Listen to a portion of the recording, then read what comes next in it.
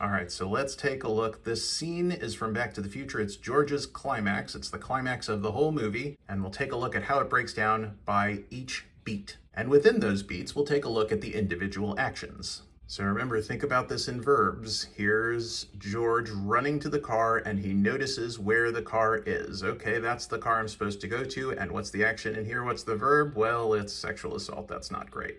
But George thinks it's just Marty pretending to assault Lorraine, which is quite a plot point looking back in 2023, but maybe it made sense in 1955. Hopefully it made sense in 1985. But anyway, we need it for the movie to work, so what can you do, kids? So George walks over to the car. This is a pre-action. We can watch him put his game face on. He straightens his tie. He figures it out. He's got some machismo. He walks over. Here he comes, head full of steam, and he rips open the door and he says, "Hey, you, get your damn hands." And that's the end of the beat. Up to this point, he thinks Marty is in the car, but in fact, it's Biff. So in this beat, George is confronted with an actual conflict. He thought it was just a fake conflict that he was going to get to pretend to beat up Marty, but in fact, it's his bully, his greatest rival in the car. Here's Biff reacting to George opening the car door in the middle of trying to assault Lorraine. And what does George do? He freezes. He decides to freeze. He may not feel like it's a decision, but the truth is this character could do anything he wants to right now, and later he will, but for right now he's deciding to freeze. Biff's verb, he tells George to scram. "I think you got the wrong car, McFly." George could run away at this point, but no, he's still frozen. He's still deciding to freeze. And in the next beat, George decides to fight Biff. What could make him do it? Well, boop. Here comes Lorraine. She says, "George, please help me. This is Marty's mom." And Biff, his verb, push her down, get her out of the way. He says, "Get out of here." Here, George reacts to Lorraine being in danger. Oh, geez, someone else is getting picked on by Biff. But again, George still hasn't decided to run away. He's still standing there, so Biff reacts to that. He says, "What are you, deaf McFly?" Once again, the verb is telling George to scram. And George kind of realizes that he hasn't scrammed yet. Maybe he feels like he has some agency at this point. He realizes he can do something about it. And perhaps more importantly, Biff hasn't done anything about it yet. He's still waiting for an answer. He does nothing. His verb is waiting to hear the answer. It's inaction. And George musters up the courage and he says, "No, Biff, you leave her alone." He decides to fight Biff. He decides to put himself on the line in order to stand up for Lorraine, which coincidentally is just what Lorraine said she wanted in a man to Marty a couple of scenes earlier. So George says he's gonna fight Biff, and Biff decides to call his bluff. "All right, I'll come out of here." His verb is he pushes Lorraine out of the way, and in one shot we get a couple different actions. We get Biff coming out of the car, getting ready for the fight, the pre-action. They're sizing each other up, and then George tries to punch him, and it doesn't go great. George tries to punch Biff. Biff catches his punch and lands him in a submission hold and sinks him down into the submission hold. Lorraine is saying, "Stop, don't do this to him, George. George is in such pain. He's reacting to the pain." Now, Marty's been trapped in this trunk, so here's Marvin Berry, a very charismatic musician, rescuing Marty from the trunk. But he cuts his hand in the process. That's a reaction. Marty exits the trunk. That's an action. And he says, "Thanks. Hey, here's the keys." And he flees as fast as he can to help his parents. In the next beat, Lorraine decides to fight Biff. George is in this submission hold. Biff is not letting go.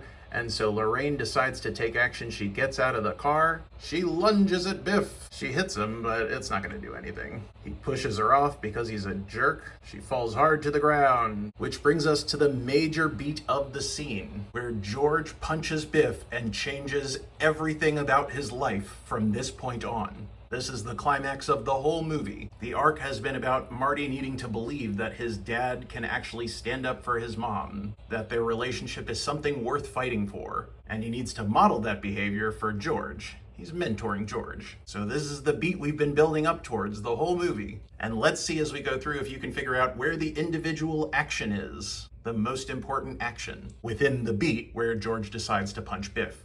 So Biff pushes Lorraine on the ground. George notices that Biff is manhandling Lorraine. She looks to George, I would say helpless, and he looks up at Biff, who is laughing at Lorraine.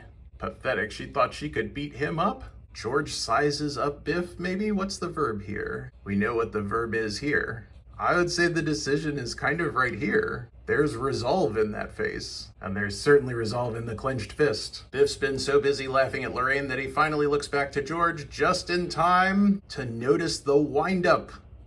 Here we go. Huh? Biff reacts, what am I looking at? And George commits to his decision of punching Biff. Boom, boom, boom. Let's take a moment to talk about this, because in the script, it may just say George punches Biff. One action. But this one action, this one punch, spans several shots in this beat. Here's what the punch looked like from Biff's perspective. Imagine that coming at your face. Thus, always to date rapists. Here's Biff getting punched. Bwop. Here, like the instant replay, is Biff getting punched from another angle. Bwop, bwop. Notice that in this first shot, we see the end of the punch. And then in this shot, we start with the middle of the punch. This is a significant action. We give it screen time. We show a long reaction. Hey, guess what? He's not even done reacting. We're gonna watch more of his reaction falling down in the next beat. And in this beat, the supporting cast reacts to George punching Biff. Here's Marty arriving at the scene. Oh, he's surprised. That's a verb, right? We get the wide shot of Biff falling. We get a close-up of Biff falling from the perspective of George and Lorraine. And we get Lorraine reacting. Oh my God, he's been punched out. Oh my God, George punched him out. And then we get a full beat of George reacting to the fact that he punched his bully and rescued the girl he likes. And I really like this because it's one shot. In theory, in the script, you could just write George reacts. But on film, we've got, I think, 3 distinct actions. First, he can't believe that he actually fought Biff and won. Then he notices that Lorraine is here. Oh yeah, you. Then he realizes that he rescued Lorraine, that there might be like a happy ending to this really scary thing that just happened. And then he remembers that Lorraine just went through a really scary thing, so he reaches out to her and says, "Are you all right?"